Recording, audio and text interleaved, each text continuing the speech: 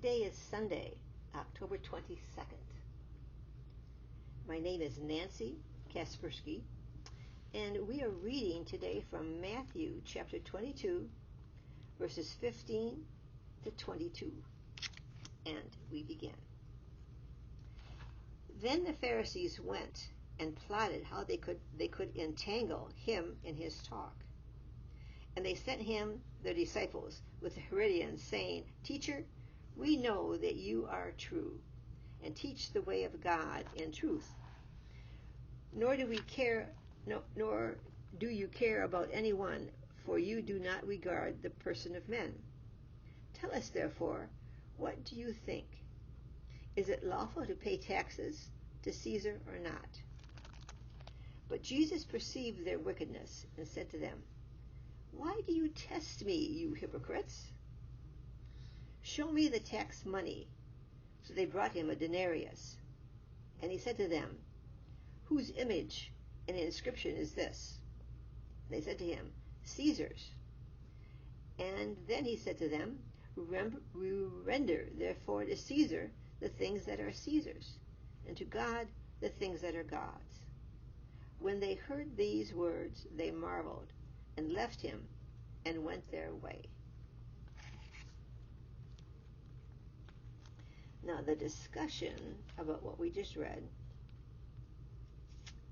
is called Time After Pentecost. And our discussion starts. We humans are great at finding ways to avoid the things that challenge us. We'd rather argue the technicalities of board game rules than just get on and play the game, knowing there's a chance we're going to lose.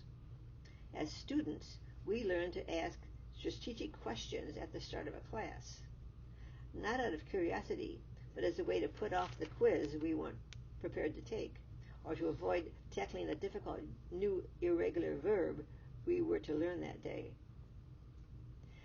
The trick question of the Pharisees posed for Jesus in today's reading is not so different.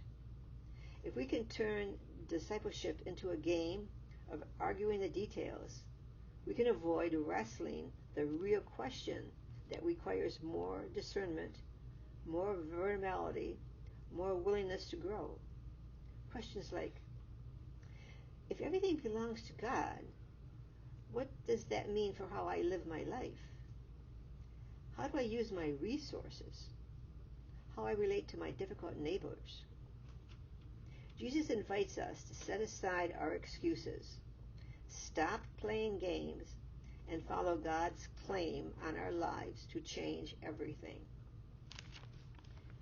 Our prayer for today: Source of all, my life belongs to you. Shape me in your hands for joyful faithfulness. Amen.